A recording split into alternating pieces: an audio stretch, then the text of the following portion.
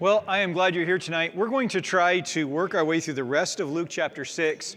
It's a little bit ambitious to work our way through the rest of Luke chapter 6, but if we do kind of a skim overview kind of a thing, we just might pull it off. No skim overview? You'll find out why when we get there. Let's stop and pray. Thank you, Lord, that you have given us this to study, that you've saved this for us. Help us to not get caught up in strange ideas and weird controversies as we look at things. Help us just to hear your voice, your words. We've come tonight to hear from you. Please don't let me get in the way. We thank you, Lord. Amen. Well, I spent considerable time on verses 12 through 16 on Sunday. And that's Jesus' calling of his disciple, or his apostles, I should say, out of his disciples.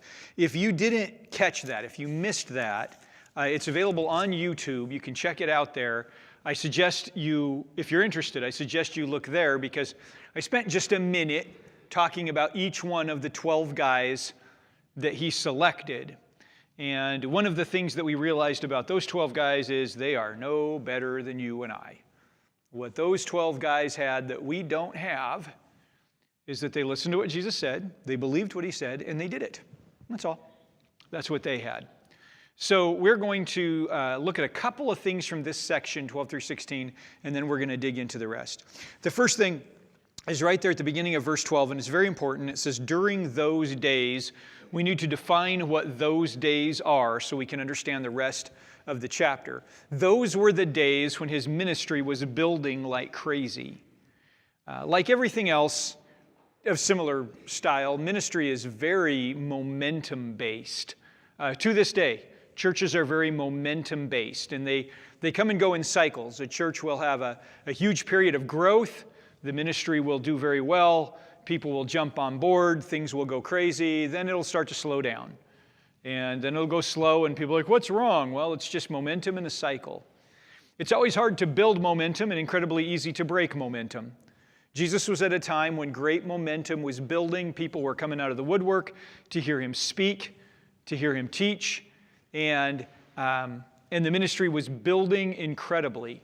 Jesus also understood that there was an expiration date on this movement, and that would be the day when he went to the cross. And I believe he knew specifically which day that was and how much time he had to get this work done. And so he wanted to make the absolute most of this movement, of this momentum that was building up. And so he called to him his disciples. Now, we talked on Sunday about how he went out on the mountain to pray before calling them in. And I mentioned that it would be very arrogant of us not to do the same.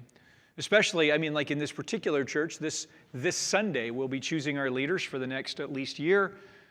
How arrogant of us to just think that we can just pull that out of our hat if Jesus had to spend all night in prayer. So you'll want to take a look at the Sunday service. Now, he summoned his disciples and chose 12 of them who he named apostles. We talked about what that meant on Sunday, that they were ambassadors to go out on his behalf and preach and teach. I want you to think, because it applies to the rest of this chapter, I want you to think about how Jesus got the word out. Remember, he came to teach, right, initially, and then to give his life. We learned that clear back in Genesis chapter 5. He came to teach, and then that his death would bring relief and comfort.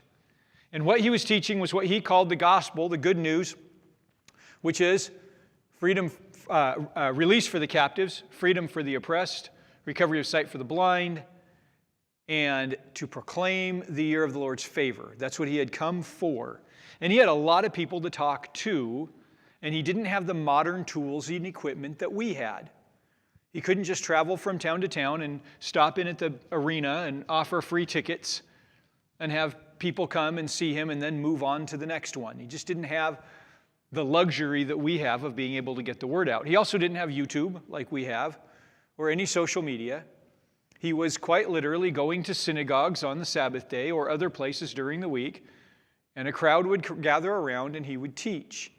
And there were a lot of people to teach. And a lot of people who wanted to hear, and there were a lot of places he was not going to make. As a matter of fact, he tells us himself that the Son of Man will not make it through all the towns and villages in the time that he has. So he wanted some ambassadors, some people who would go on his behalf to these places. He also wanted some structure. He wanted some others that could carry the load of this ministry. And he also wanted some that would carry on after he was gone. And so he brought together 12 guys, knowing that 11 of them would do this work. This is an incredibly biblical concept, a very good concept. We actually see it a number of times through Scripture, including in Exodus 18. Exodus 18, Moses has led the people out of Israel, has led the Israelites out of Egypt. They're out in the desert, they're all by himself, and Moses is leading them very personally. He's meeting with people with disputes, he's running the courts, he's doing the whole thing. His father-in-law Jethro comes around and he says, Moses, what you are doing is not good. He says, you'll certainly wear out both yourself and these people with you because the task is too heavy for you. You can't do it alone. So listen to me and I'll give you some advice and God be with you. You be the one to represent the people before God and bring their cases to him. Instruct them about the statutes, laws, and teach them the way to live and what they must do. But you should select from all the people able men, God-fearing, trustworthy, and hating dishonest profit. Place them over the people as commanders of thousands, hundreds, fifties, and tens. This is a good idea. Moses isn't going to lead the people all by himself. He gathers around him a large group of people that he can trust, that he can train, that will each be responsible for different levels of people and different groups of people. Brilliant. Moses does that, and it works. Consider Acts chapter 6. Acts chapter 6, we see that the church was involved in all kinds of different leadership, and they needed leadership for something that seems very, non-ministry, helping people get food. The apostles who were leading the church at the time were dedicated to the teaching of the word and prayer, and they needed to be dedicated to the teaching of word and prayer. That was their job, and to this day, that's the job of your pastor, is to lead the people in prayer and teach the word. That's biblically mandated. There was other stuff that needed to be done. Who's going to do it?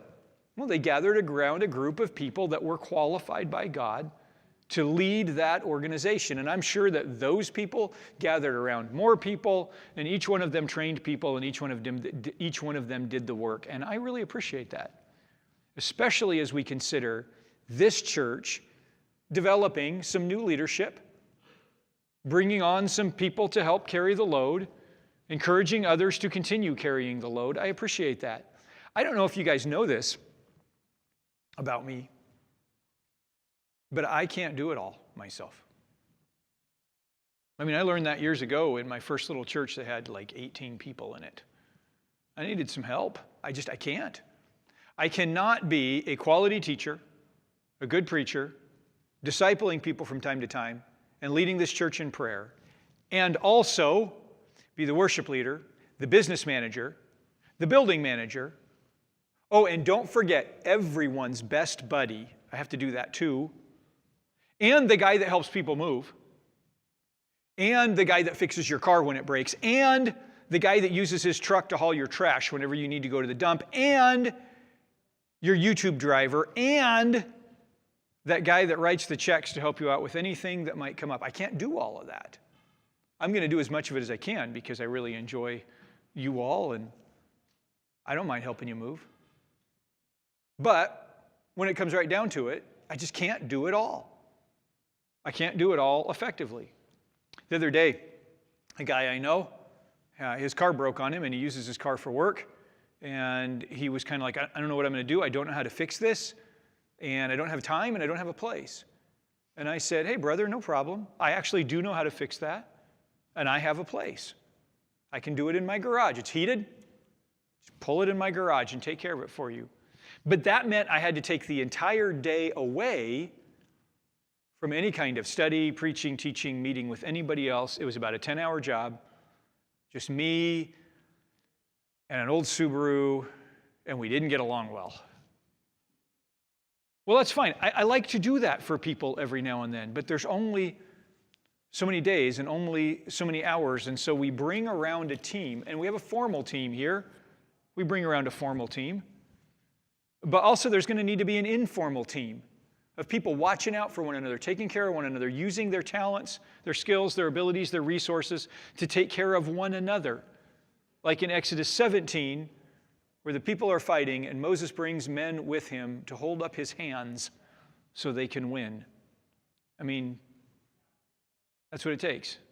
So Jesus spends all night in prayer, and he chooses 12 guys. And if you want to know about those specific 12 guys, you got to clue into the Sunday sermon from this week. It's there on YouTube. Now, moving on. After coming down with them, that would be the 12 apostles and any other disciples that were around, he stood on a level place with a large crowd of his disciples and a great number of people from all Judea and Jerusalem and from the seacoast of Tyre and Sidon. They came to hear him and be healed of their diseases, and those tormented by unclean spirits were made well. The whole crowd was trying to touch him because power was coming out from him in healing them all. Now, the rest of this chapter is a lot like the Sermon on the Mount in Matthew chapters 5 through 7. There are many people who say it is the same. This account and the Sermon on the Mount account are the same. And that's fine. It's not heresy to believe that's true. It's not heresy to not believe that true. It might be the same. It might not. Personally, this is just my opinion. I'm about to upset some really good Baptists. Personally, I don't think it is the same. But it doesn't matter. It doesn't matter. It might be the same. It might not. Let me tell you why I think it's not the same. And it's not, incidentally, because in here it says he stood on a level place, and in Matthew it says he was on a mountain. Because if you look at the Greek for the term level place, what it indicates is like a plateau where a mountain comes down. They could easily just be a different view of the same scene. That's not my concern. The description of who is there is different. Matthew tells us that a large group of disciples gathered around. But Luke adds, not only was it a large group of disciples, but a whole bunch of other people. People from Jerusalem and Judea. The idea here is that he's not in Jerusalem and Judea, that he's still up near Galilee somewhere. Luke has kind of left him there and indicated that other people came up. And that makes sense because there was also a great number of people from Tyre and Sidon, which is kind of in the northwest area above Judea and Galilee, up above there. And you know, those people were foreigners. They were Gentiles. Matter of fact, there were some people among the leadership of the Jews that felt they were the worst Gentiles on the planet because it was thought that they had some ancestral connection with the Canaanites. Dun, dun, dun. And here they are, coming to see what Jesus has to say. I would think that Matthew would have brought that up in his account, because Matthew liked to tell us over and over again that this king, Jesus, was king of everybody, not just the Jews. But neither here nor there. That's one of the reasons that I think it's different. Another reason that I think that's different is because not only did they come to hear him, but they came to be healed of their diseases, and those tormented by unclean spirits were made well, and the whole crowd was trying to touch him because power was coming out from him, healing them all. That's different than what Matthew tells us. Matthew paints his viewpoint as a teaching time, not as what I might refer to as a general ministry, but as a conference kind of a concept. Now, that's not necessarily the case, but it's possible. And then the other thing is, the way that Luke records things here is different. Now, I know Luke was not there. Luke wasn't there. He was reading other people's notes. I get that. And Matthew was there, and he was taking notes. I get that too. And so maybe this is just Luke's interpretation. But Luke doesn't include everything that Matthew says. Matthew has whole sections that Luke doesn't have, but those sections come up later in Luke in different settings. That seems strange. Wait, just stop a minute. We were just talking about this. Jesus can't talk to everybody at once. He's traveling around teaching. Do you think that every place he went, he taught them something new? Do you think every place he went, he's like, well, give me a minute. I got to whip out a new sermon here. I don't think that was necessary. He knew what he had to say. He had a way of saying it, and I have a feeling he often said basically the same thing to basically the same people. I know people who do that now. Not too long ago, we had Corey Jones and Rob McCorkle here. Pastor Corey Jones and Dr. Rob. Wonderful people. Love those guys. You know what they told us wasn't new? The conference that they brought here was a conference that they've brought all around the world. All their slides, all that kind of stuff. Now, understand, they tuned it for us. They made it fit our specific situation.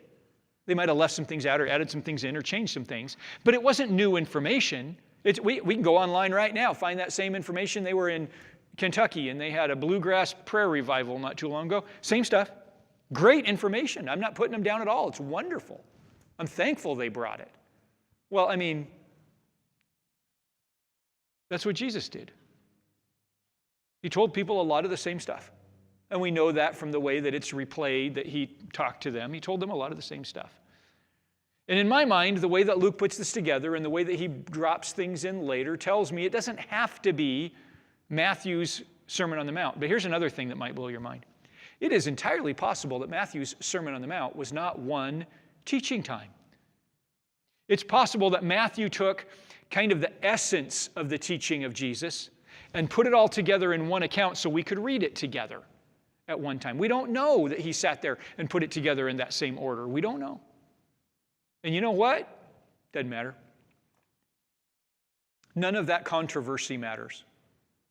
It only matters to people who want to make it matter so that they can be right. It doesn't matter. These are the things that Jesus taught. He taught these things in a variety of different ways to communicate these things to different people. As we start to look through this, we'll see that this particular communication is much more Greek-sounding or Hellenistic-sounding for like a more Hellenistic audience than the one that we read the Sermon on the Mount in Matthew, which was much more for a Hebrew-thinking audience. He tuned it to fit the people who needed to hear it, and they understood better. Don't have to make a bigger deal out of it than it is. So as we read through this, if you have not read through the Sermon on the Mount in a while, or you've not read this account in a while, like, wait a minute, that doesn't sound right to me. Well, it might not be. You might be remembering Matthew's account, and that's good. I did an extensive teaching on the Sermon on the Mount a few years ago. Extensive, still online. Oh my gosh, you'd have to ask Wendy. We spent weeks, twice a week, going through the Sermon on the Mount because the people at that church really wanted that deep dive, and it was super fun. We're not going to do that tonight. We're not going to. I mean, because I got stuff to do tomorrow. I can't all night just dig through this. But it is so deep. It is well worth your time and your study to look into the Sermon on the Mount and to look into these things. Well, the whole crowd is gathered around. They're all trying to touch him. And he begins to teach, looking up at his disciples, not looking up at everyone who's there, not looking up at just his apostles, looking up at his disciples. Remember what a discipler is? A discipler is a learner and a follower. It's someone who is wanting to become like Christ. Now, the Sermon on the Mount tells us the same thing. This information is not just randomly for anyone. Not just anyone can use this information he's about to give.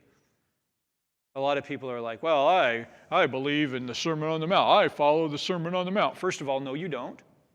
I mean, none of us do, so just give up on that now. Secondly, you can't be a Sermon on the Mount guy without being a disciple. It does you no good unless you want to be Christ-like. The information is fantastic. I'm not putting that down. The little concepts and little proverbs that come out of it, oh, they sound wonderful if you can apply them to your life. But they're not going to do you any good if you're not trying to be Christ-like. Unless you're already walking with him, saved by him, moving forward in him, the information therein is useless to you. It's not going to help you at all. But if you do want to be like Christ, all right, he says, let's have a chat.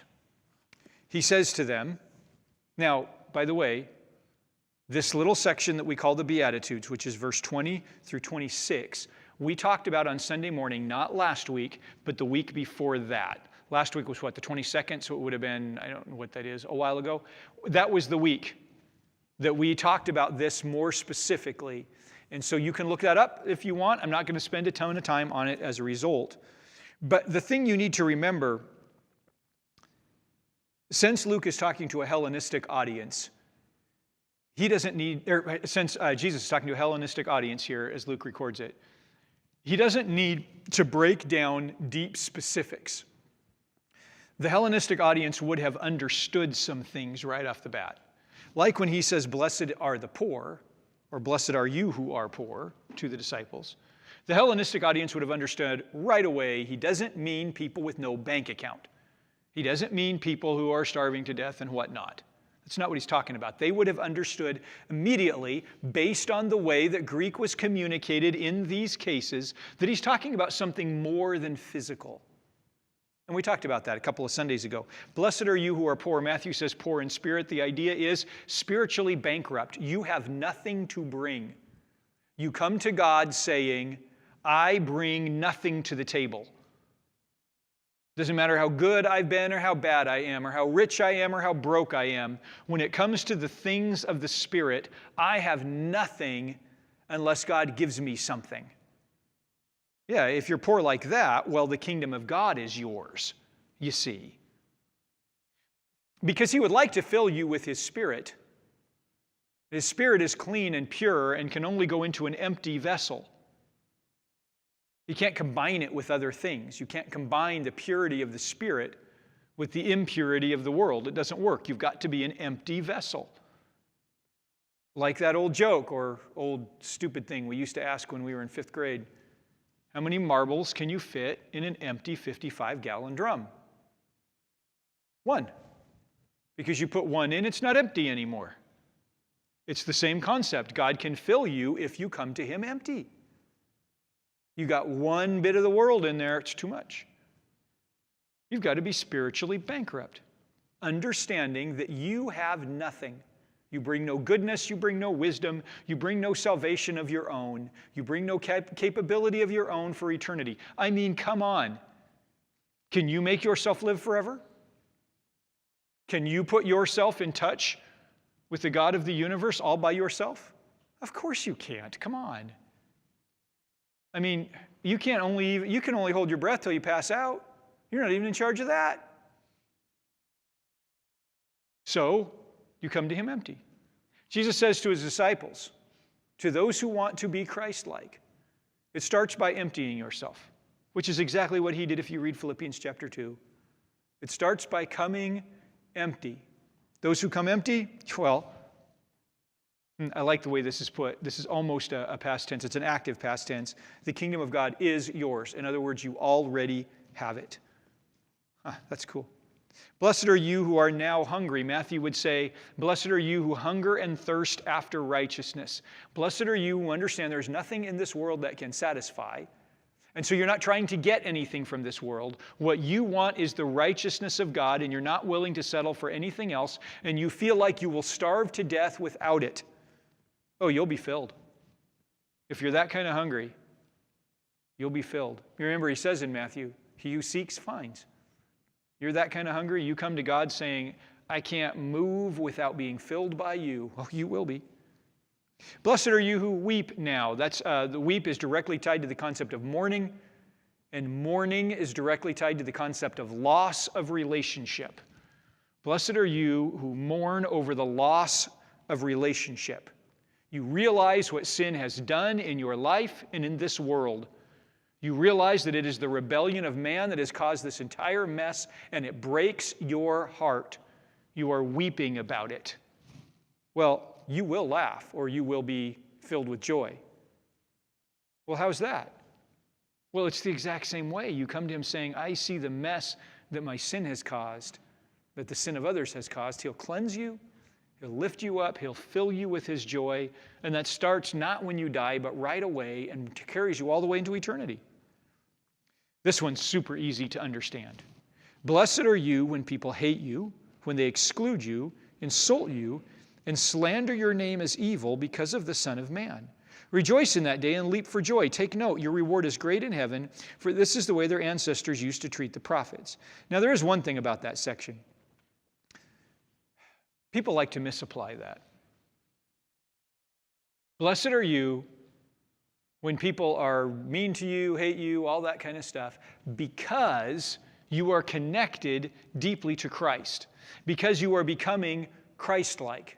That puts you in good company, Jesus says. I mean, that's how they used to treat Elijah and Elisha and Amos and Jonah and all those guys. You can read about it. That's how they treated Micah. I mean, that's how they treated those guys. And not just them. Spurgeon, love Spurgeon. Charles Haddon Spurgeon, famous preacher. Actually, this Bible is a Spurgeon study Bible, incidentally. Love the guy. Fantastic guy. You know, he died at 51 years old, same age I am, interestingly. He died because his work was so stressful.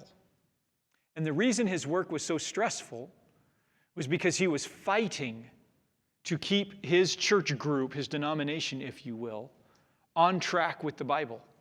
He believed so greatly in biblical inerrancy, and he would not compromise.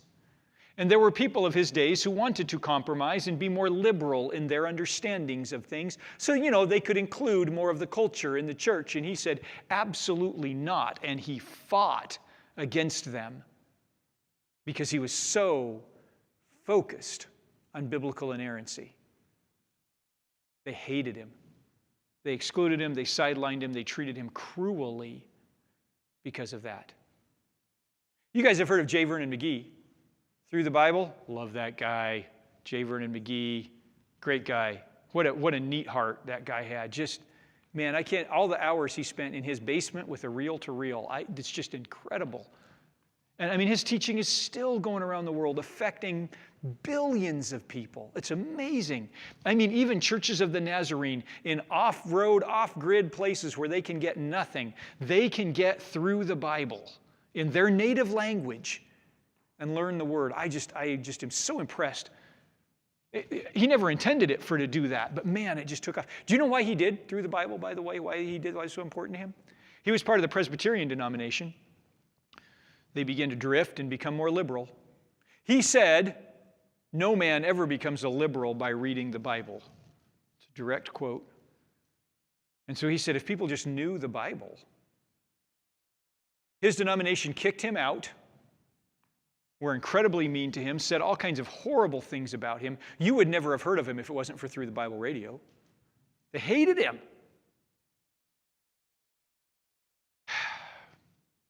There are some people in the Church of the Nazarene who don't like me so much because I believe in biblical inerrancy. And they might want to take the denomination in a different direction. And I say, this is awesome! It means I'm like J. Vernon McGee and Charles Haddon Spurgeon. I mean, not really. But just a little bit. Blessed are you. When people, listen, that's how you know you're doing it right.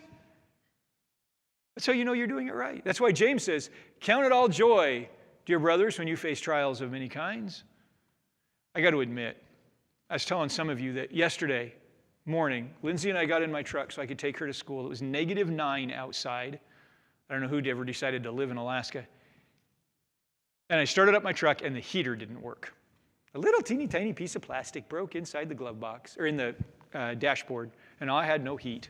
I did not count it all joy, my brethren. I counted it a major pain in the neck. I was quite angry, quite frankly, about that issue. I felt like Jonah sitting underneath the vine that had died. Is it right for you to be angry? Yes, it's right for me to be angry. It's -9. And I spent the rest of the day, instead of being here doing the work I wanted to do, fixing the heater in my truck, I did not count it all joy. I got to be honest with you. But we should. We should. The testing of our faith produces endurance. And we know that we're going the right way when we start getting pushback. 1 Timothy 6, if anyone teaches false doctrine and does not agree with the sound teaching of our Lord Jesus Christ and with the teaching that promotes godliness, I love this part. He is conceited and understands nothing, but has an unhealthy interest in disputes and arguments over words. From these come envy, quarreling, slander, evil suspicions, and constant disagreement among people whose minds are depraved and deprived of the truth, and who imagine that godliness is a way to material gain. I've met those guys. Some of them are really nice. But that's it. That's who they are. But you, man of God, flee from these things. Yeah. Rejoice in that day and leap for joy. Take note, your reward is great in heaven. Did you know that there will be rewards in heaven? Did you know that? The more we look into the New Testament, the more we're going to read about it. Oh, it's mentioned in the Old Testament too, but the New Testament makes it clearer. There will be rewards. God will hand out rewards. Now, I have a couple things to say about that. One thing I have to say about that is I deserve no rewards. He did it, not me. He did it. Why should I be getting rewards? That's ludicrous. Secondly, won't I be happy enough just to be in his presence? Do I really need rewards? Let me tell you something. It'll matter. It'll matter. There's a scene in the book of the Revelation where the people gather together with their crowns on their heads. That's a sign of the rewards that God has given them. And they throw them at the feet of Jesus and say, it's all about you, it's not about me. And they worship him by taking the rewards he has given them and surrendering them back to him. We don't know what happens to those rewards after that. They surrender them back to him. You don't want to be the one person with nothing to give. You don't want to be the one person saying, well, at least I made it. It will matter in that day. Think about that as you read through the New Testament and read about the rewards, some of which we will encounter even as we read through the book of Luke. Great is your reward in heaven. But woe to you who are rich, for you've received your comfort. That is, those of you who have everything you feel like you need now, good for you. Enjoy it, because that's all you get.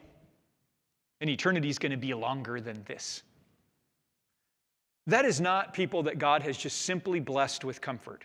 There are people that God has taken really good care of. And those people tend to handle it correctly. I have a good friend, I've mentioned him before, a good friend and business partner who is quite wealthy. He's just really been blessed by God. And he uses what God has given him to bless the church and to do all kinds of great things. He has, on his dime, traveled all over the world with the Jesus Film Project, carrying backpacks with projectors and stuff in all kinds of jungles and deserts and stuff like that. He didn't have to go fundraising to do this. God put him into a situation where his business was successful enough that he could just afford to do it. And you know what? Not just pay for him, but let's pay for the whole team so that everybody can just go and not worry about the money. I mean, he's quite wealthy, but he didn't live high on the hog. He uses it for the good of the church. He invests in small town, small church pastors who never get paid enough, who can never have a retirement fund. He helps set up retirement funds for these guys, for students going to college. I mean, God could bless him that way because he knew that the man would give it away, would use it properly. Fantastic. That's not the people we're talking about. Oh, he's comfortable. He didn't have a lot to worry about. I mean, like one particular summer, he just borrowed his brother's Mercedes convertible to cruise around in because he didn't want to have to cruise around in a car with a top on it. He does fine. He does just fine. But he's not counting on that for his comfort. He wants his comfort to be in heaven. And he told me, years ago, we were looking at a little house on a piece of property together that he was considering. It was just this dumpy little house. And he's like, I could live like this again if I needed to. It'd be okay. It'd be okay. He's not counting on it. He's not finding his comfort in it. He's using it well. Those who say, I'm in good shape, feeling good, I don't have to worry about all that God stuff because I got it nailed right here. He says, woe to you, for you have received your comfort. I want to, even though it's slowing us down, and we're never going to get through all of this, I want to pause for just a moment. We in the church tend to go after the poor people. We just do. Now, here in the Church of the Nazarene, that's part of how we came to be. The Church of the Nazarene really got its identity while serving in California in some big cities where there were a lot of drunks and a lot of hookers and a lot of problems, and nobody in those cities was paying attention to the poor people. And so the Church of the Nazarene started preaching to the poor people, and they started coming to Christ, and we ended up with churches full of drunks and prostitutes. And that's why we call ourselves the Church of the Nazarene, because to call somebody a Nazarene was an insult about how drunk they were. That's why we call ourselves the Church of the Nazarene. We identify with the poor people. Problem is, We, not only in the Church of the Nazarene, but in the church in general, tend to ignore the rich people. You know why? They're harder. Listen, if I go to somebody whose life is falling apart, that I can see visibly with my eyes, they're getting evicted and their spouse is leaving them and they don't have enough food to eat, and I go to those people and say, hey, listen, Jesus cares about you and I can prove it. I can make sure you're fed and I can help you have a place to live. I mean, I'm not saying it's not hard. I'm not saying that's not hard. That's not what I'm saying. That's a whole lot easier than to go into somebody who lives in comfort and drives one of their Beamers to work every day, probably the one the turn signals don't work in, and has a nice boat and a big, beautiful house and a trophy wife or trophy husband. And I go to that person and say, oh, man, you really need Jesus. That's harder. That's harder. It is much harder. Much harder. I heard the testimony of a guy who was in Bible college studying to be a preacher. And one of the things that he was being asked to do by the church he was a part of while he was studying was to go and start a Bible study group in the community. Pretty easy. I mean, you gather around the least of these, right? Start telling them about Jesus. It's going to be easy. Well, they asked him to go. There was a man who had contacted the church who was loosely associated, whose life was just falling to bits. And he said, hey, could somebody come and start a Bible study group? I will host at my house and I will invite my friends. Well, come on. That's easy. Guy's life sucks. Everything's fallen to bits around him. He's going to invite his friends and host it. Picnic. So this college student who worked for the church grabbed his Bible and his notes for the Gospel of John and climbed in his clapped out old Corolla. It runs on 3 cylinders every now and then, and smoked it all the way over to the address that he was given for this guy's house. And it was in the wrong side of town. It was in the side down by the water where the houses are huge and nobody's car leaks in the driveway.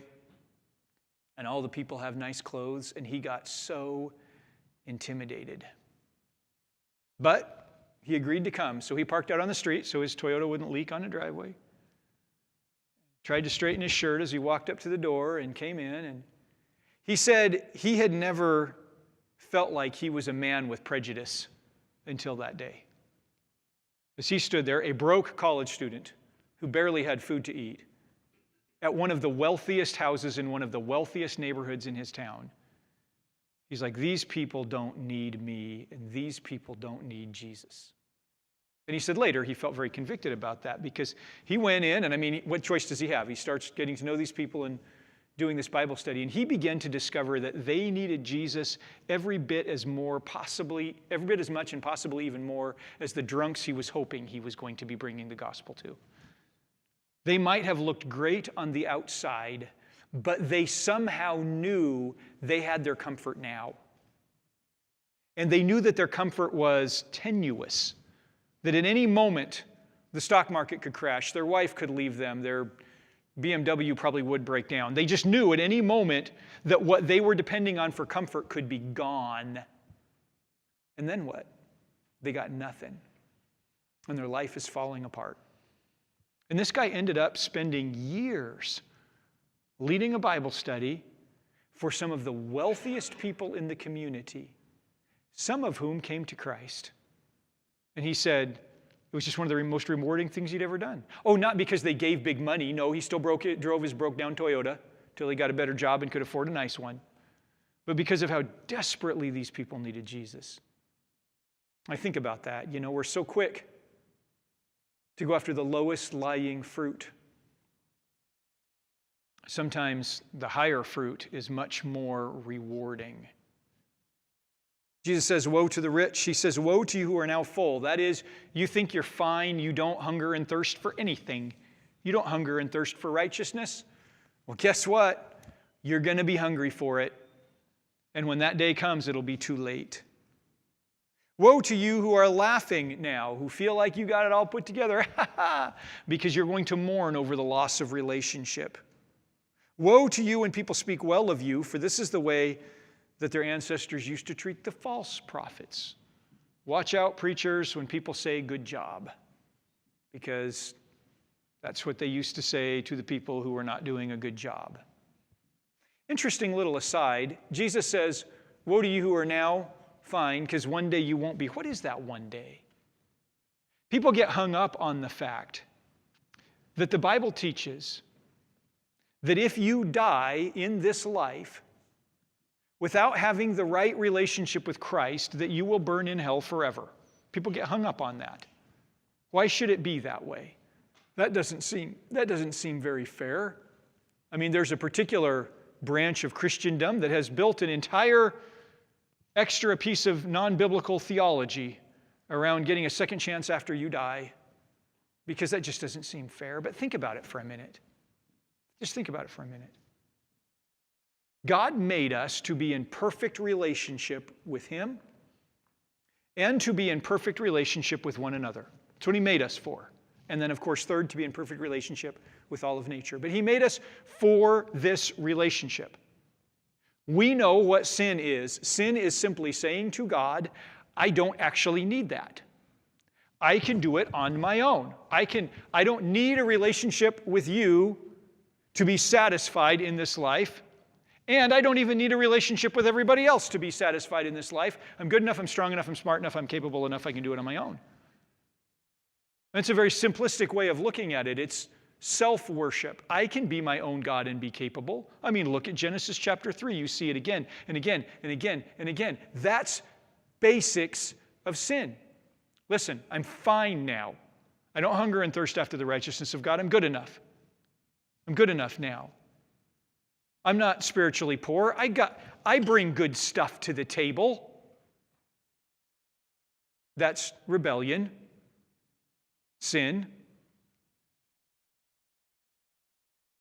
Now, we know because Paul tells us that to be in sin like that means that you have essentially stolen your life from God. It was made to be His in relationship with Him, and you've said, no, I don't want that. I'm going to keep it for myself. You have essentially stolen it. There's going to come a day that you have to give it back. And when you do, you got no life. Not only do you have no life, you have no relationships. You said you didn't want a relationship with Him. You didn't want a relationship with the people around you, right? You have no life. That means you are in a continual and constant state of dying. And you have no one with you. People are like, oh, hell's going to be great. All my buddies are going to be there. That's not how it works. You said you didn't want perfect relationship with them, that you were just fine on your own. You didn't want a God type of relationship, a redeemed relationship. You're just fine on your own. So, you will remain in a constant state of dying, which the Bible tells us feels like burning continuously. You will remain in a constant state of dying and all alone for all eternity. We are eternal beings. God made us to be eternal. You're just not going to be alive. And that could stink really bad. Woe to you who are rich and full and laughing because of the things of the world, because you feel like this world is just great and you don't need what God has to offer. That kind of lays out what He's about to tell us. You might remember in Matthew that Jesus said that He had not come to abolish the law, but to fulfill it. He says that at the very beginning of the Sermon on the Mount. Before He starts teaching anything, you need to understand, He said, I haven't come to abolish the law, but to fulfill it. In other words, I'm not here to tell you that what Moses said in Exodus, Leviticus, Numbers, and Deuteronomy is wrong or is over or something new is here. I'm here to tell you what it really is all about and to wrap it all up for you. That's what I'm here for. You think you have an understanding of what it's about, but you're not really correct. So I'm going to help you have a full understanding so that you can become Christ-like, he says in Matthew, essentially. And that's what he's about to say here.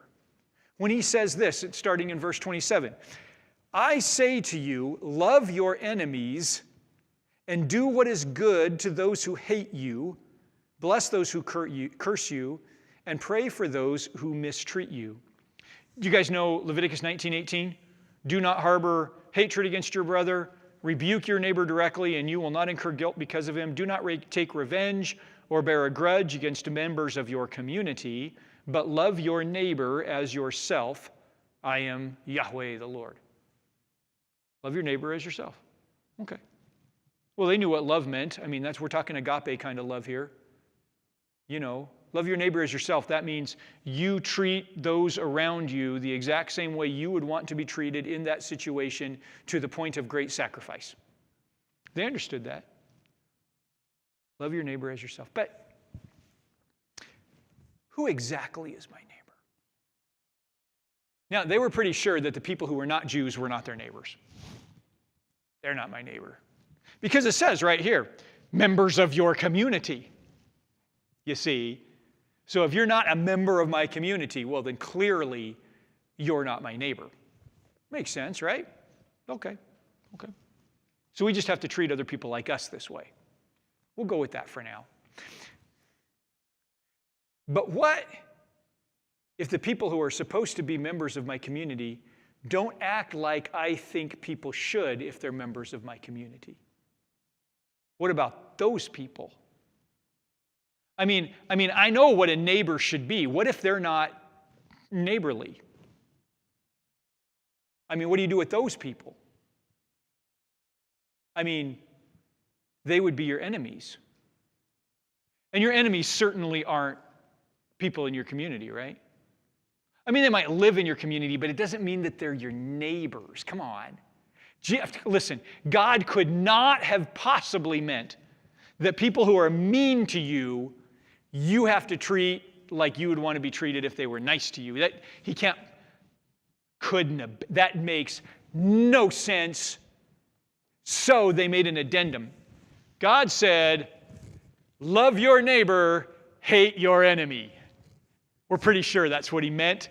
That's what he said. And listen, they'd been teaching this for hundreds of years. Over 1,000 years they had been teaching. God says, love your neighbor, hate your enemy. People start learning the Torah. They're like, where's the hate your enemy part? Oh, it's in there somewhere. You just keep studying. You'll get it.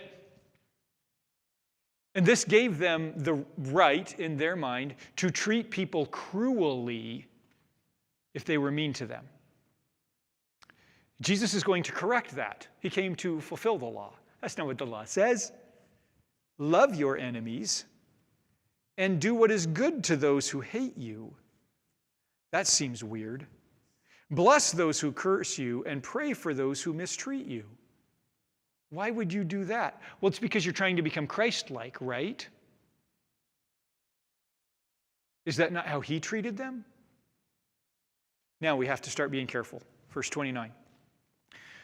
Can I just remind you real quick that this wasn't written in English? Nor was it written to Americans.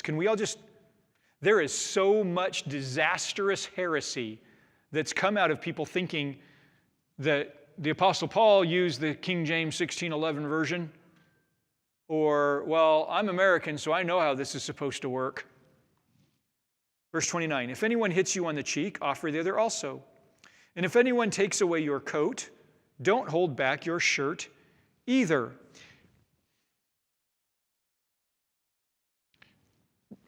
Do you suppose that that's really exactly what he meant? You know, I'm a biblical literist. I believe every word is true, and I believe it's meant as it was written, as it was originally said. But I have a problem with this part because of John 18. The high priest questioned Jesus about his disciples and his teaching. I have spoken openly to the world, Jesus answered him. I have always taught in the synagogues and in the temple where all the Jews gather, and I haven't spoken anything in secret. Why do you question me? Question those who heard what I told them. Look, they know what I said." When Jesus said these things, one of the officials standing by slapped Jesus on the cheek and said, "Is this the way you answer the high priest?" Jesus answered him, "If I've spoken wrongly, give me evidence about the wrong. But if rightly, why do you hit me?" What's going on here is Jesus is illegally on trial. The question that the high priest has asked him is illegal for him to ask. Jesus answers him by saying, "You know that's not how these trials work. You know you're breaking the law, asking me these questions." The high priest slapped him, had him slapped, which is also against the law. Hold on. Would you say the high priest is being his enemy? It's fair. Didn't he say, "Turn the other cheek"? "Oh, you missed this side." Is that what he did? No, he calls him on the carpet. He says, "Dude, that's illegal. You can't do that." Doesn't that contradict what's written here? Or look at Acts 23.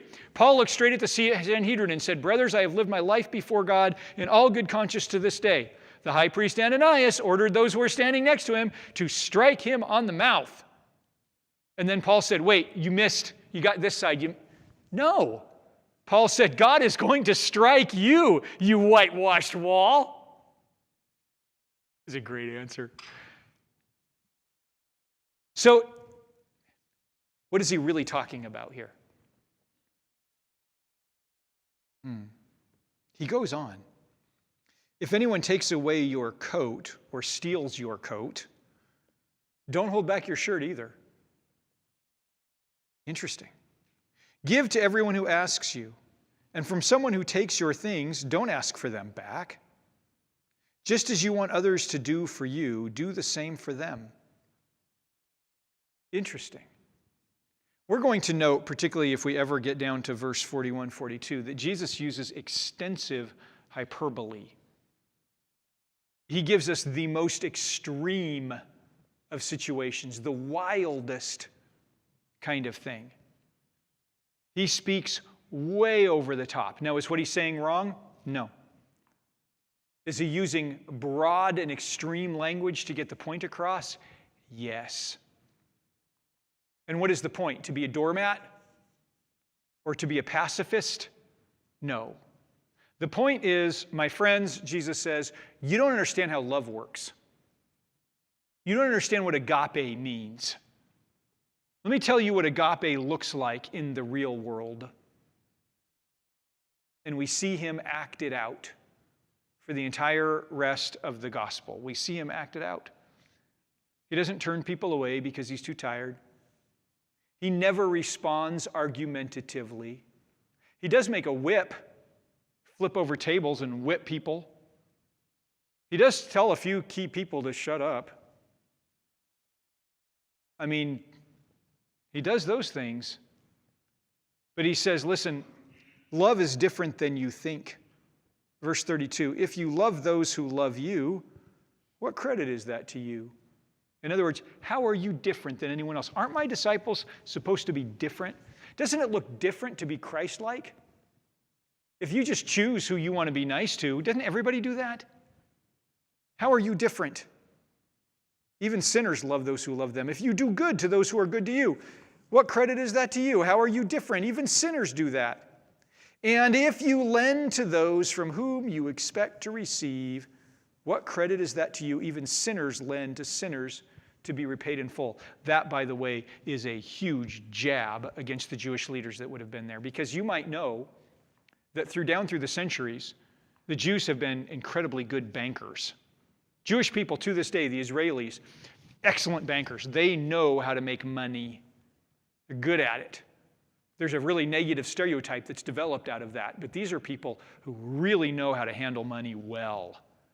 The Jewish nation, Israel, today is, for its size, its population is incredibly wealthy because they know how to handle money. Now, way back in the Old Testament, they were told, if you have a brother in need, an Israelite brother in need, you lend him money, but you don't charge him interest. The idea there is it could easily be you. It could just as easily be you that's in need. And besides, year of Jubilee's coming. You lend without interest. If he needs something, you just go ahead. You know what? Don't even put him on terms. Just take care of him. Just take care of your brother. Now, you can lend to the nations around you and charge interest. But to your brothers, man, take care of your brothers, all right? That's what they're told. But they didn't really, that seems pretty extreme. If Ty needs $10 to go to Taco Bell, I have to give him my 10. Shouldn't I get something for that? That's only fair, right? $12 back, please. That's only fair. Come on. And God wants us to be fair, right? We won't charge excessive interest. Well, not too often anyway. There'll be a little bit of, okay, so we'll charge excessive interest if we want. But that's only fair, right? Because I have the money and you don't. Nope.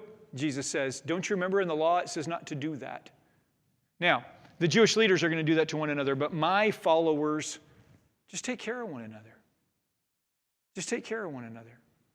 Don't stop to think if somebody's a friend or an enemy. Don't stop to think of what benefit you might get by treating them a particular way. Honestly, let me be really frank with you as a pastor. That's one of the reasons I do not want to know who tithes and who doesn't. Because when you call me at 1:30 in the morning and say, Mama's in the ER, or my kid just broke his leg, or I'm having a spiritual crisis and I need some help or leadership, I never want it to even cross my mind that you may or may not be really sold out to this ministry and a supporter of the things that happen here. I don't want to know. I don't want to know. I want to think in my mind as the pastor that we're all taking care of one another, that we're all just loving one another, that we're all committed to this ministry. I don't ever want to have to stop and think, is this person my friend or my enemy? Jesus says that's how it ought to be here. We don't have enemies. We don't have enemies. There might be people who want to be our enemies, but we're not going to treat them that way. We're going to treat everybody the same way. And how is that? With incredible generosity. We're going to treat them with incredible generosity, an unusual generosity. That might not seem so unusual to you and I in the United States, because you know that the people of the United States are the most giving people in the world. The people in the United States don't let anybody tell you that the people of the United States are cheap or withholding their funds. We are the most benevolent people group that, as far as we know, have ever existed on the planet. And that's because the founding of this country was founded in a time when the people here were very much wanting to be Christ followers, and that's become part of the DNA of this country, even as it's turned away from God. We're a very giving people. But to these people in this day, and honestly to anyone anywhere else around the world, that's weird and backward that we would just freely give, support one another with love and compassion and care, and not even stop to think what I'm going to get out of it, but just give. Just take care of one another. Just do good. Oh, even if somebody's yelling at me, I'm still going to treat them well. Even if they're cussing me out, I'm still going to treat them well. Even if they stop by my office, which people do on a regular basis to explain what I'm doing wrong, I'm still going to treat them well. That's what we do. Why? Because that's how Jesus is. That's what he does. That's what he does for us. Do we not treat him pretty poorly? Do we not hear what he says and understand what he says and say, yeah, but I want to do it my way anyway, all the stinking time? Do we not turn our back on him on a regular basis so we can go do our own little thing and he just waits for us and welcomes us back and treats us well? If he's going to do that, can't we just take care of one another like that? I love this part. Love your enemies, do what is good, lend and expect nothing in your return. Then your reward will be great. There it is again, your reward. That's all I got to do to get a reward? Sure. Why? For he, that's Father God. Oh, pardon me. Then your reward will be great, and you will be children of the Most High. You'll be like Most High God. For He is gracious to the ungrateful and evil. And yes, He is. He extends grace on all people. He pours out His grace even on the worst of people, that they might know who He is. Be merciful, just as your Father is merciful. He doesn't say be just, as your Father is just. Don't give people what they deserve. Fortunately, He doesn't say be gracious as your Father is gracious, unloading onto people what they don't deserve, but rather be merciful. Be merciful. Withhold from them the justice that they deserve. I like that. Are we really out of time? Is that clock right? We can't finish this whole chapter? Oh, man. Next week, we're going to pick it up, and this next part, oh, I love this part. You know why I love this next part? Because of people who say to me, it says, don't judge lest ye be judged. And I'm like, don't read one verse lest you're an idiot. So we'll look at the rest of that. I love that part. It's great. We'll dig into there next week. Let's stop and pray. Thank you, Lord, for bringing us to this point and teaching us what you've taught us. How I pray that we hear your voice. I thank you. Amen.